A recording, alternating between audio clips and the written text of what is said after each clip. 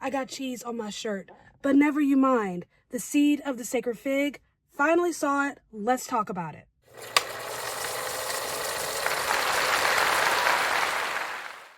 I am 2 movies away from seeing all 5 of the Best International Film nominees, which never happens. Like, I'm gonna see I'm Still Here this weekend, and then I just need to get the free trial for Mubi, and I can see the other one, which is a Danish film.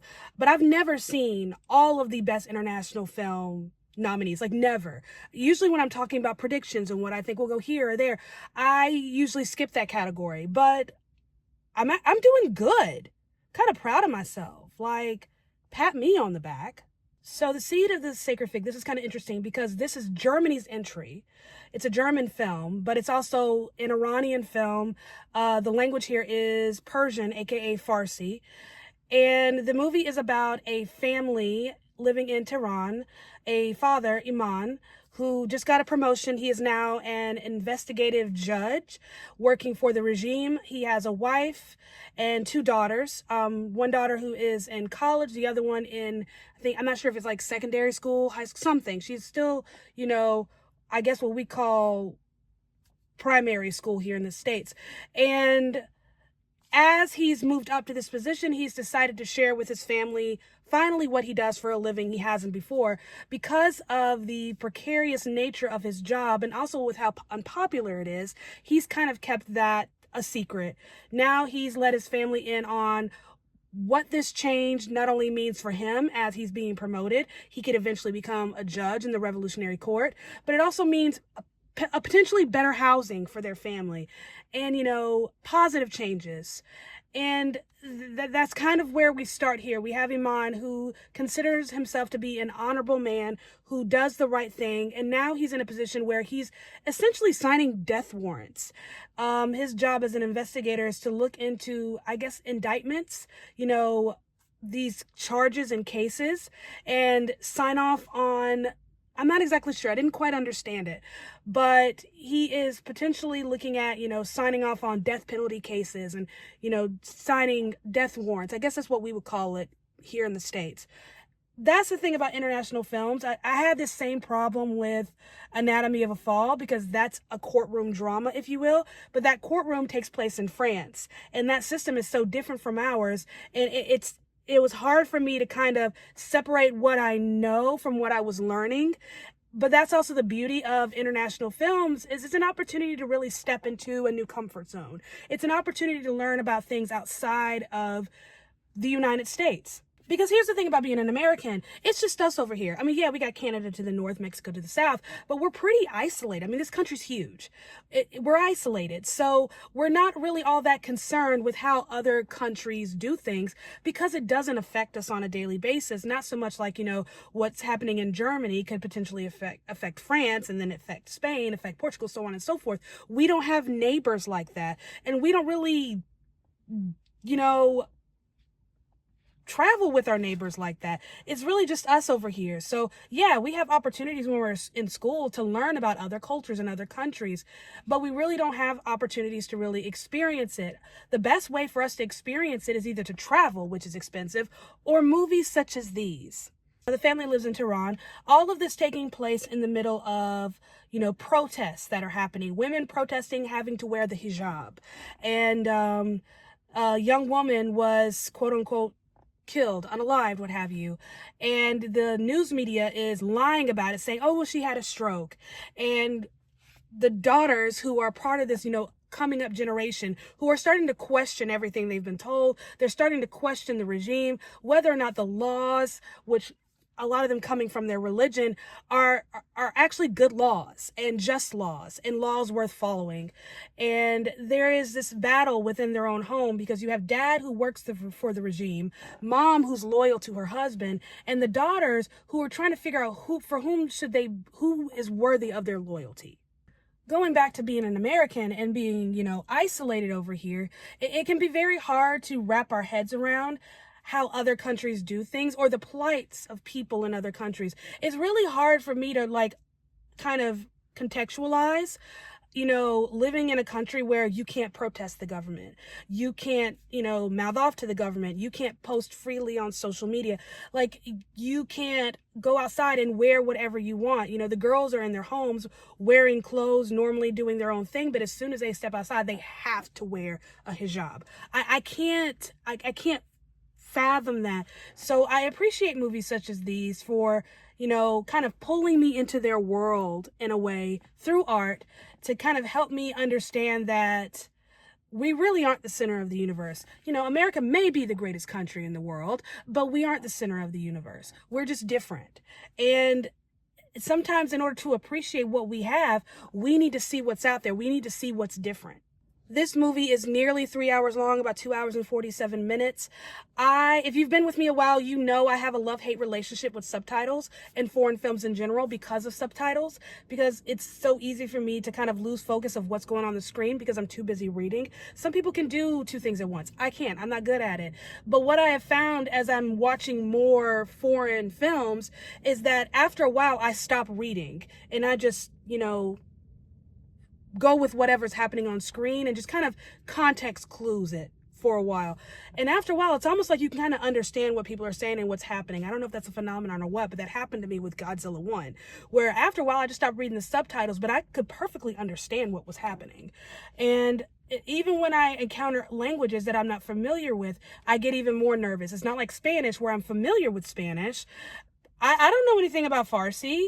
I've never really encountered anyone who speaks this language. My best friend is Egyptian. She speaks Arabic. So that's one thing. That's something else. Like, there are certain words that she says that I can pick up here and there. Don't ask me what they mean, but I can pick them up. I haven't the slightest idea what they're talking about in this movie. I've never heard this language before. Not like this. Not since Argo. If we're talking about hearing it in cinema. Not since Argo. Yeah, that one with Ben Affleck. So it's me trying to understand what's happening, also dealing with this, culture shock of a movie for me, and then trying to read what's happening. It's a lot going on for me, but it's also kind of good for me. I like being pulled in multiple directions. I also kind of hate it. I'm a weirdo. But anyways, my point that I was making, going back to, being an American and being kind of isolated over here and us not really having a good concept or a good idea of what it's like being in other countries where they can't do the things that we so freely take for granted. I don't really understand life in the Middle East. I don't understand what it's like to be under a regime so oppressive. I don't understand that. I don't get it. And I think what this film does well, and I don't know if this was the intention, but this is what I got out of it, is this film was able to give us this backdrop of a regime that is oppressing its people, of a people that's trying to petition their government and they're struggling to do so. They're being, beaten and killed on the street by, government officials and plainclothes cops.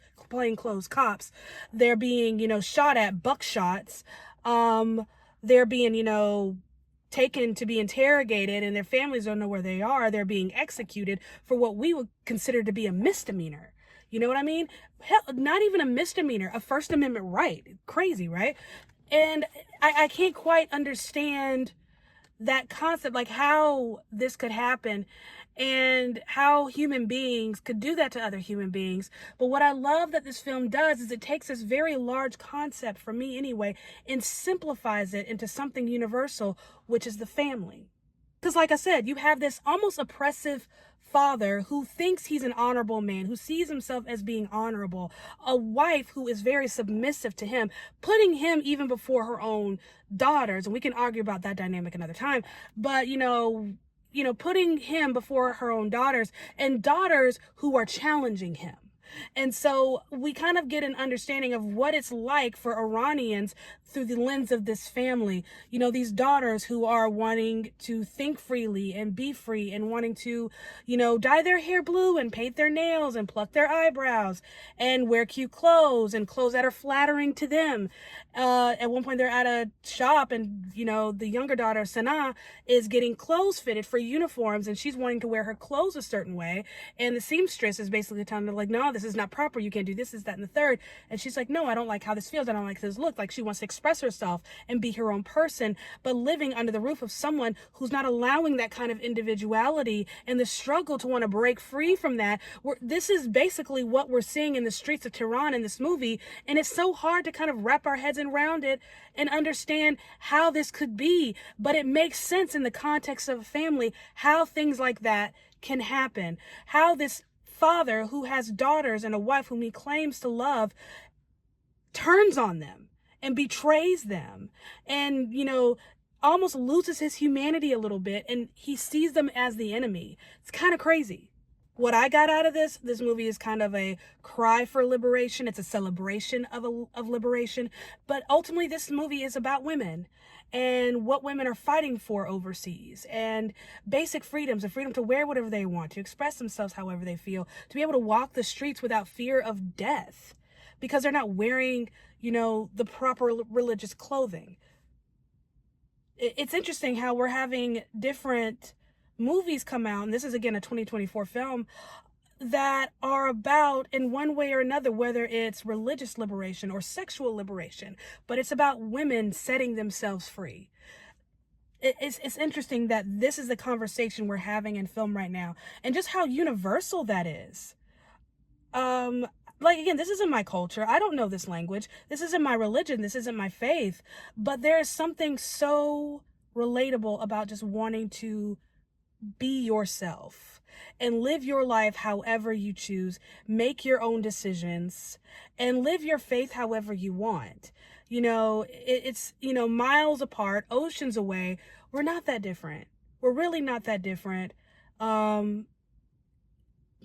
That's humanity, and it's crazy and it's warped, and sometimes it's evil, but I think at the center of it all, it's beautiful. Did I say anything about the movie? Okay, so the director, his name is Mohammed Rasulov, if I'm pronouncing that correctly.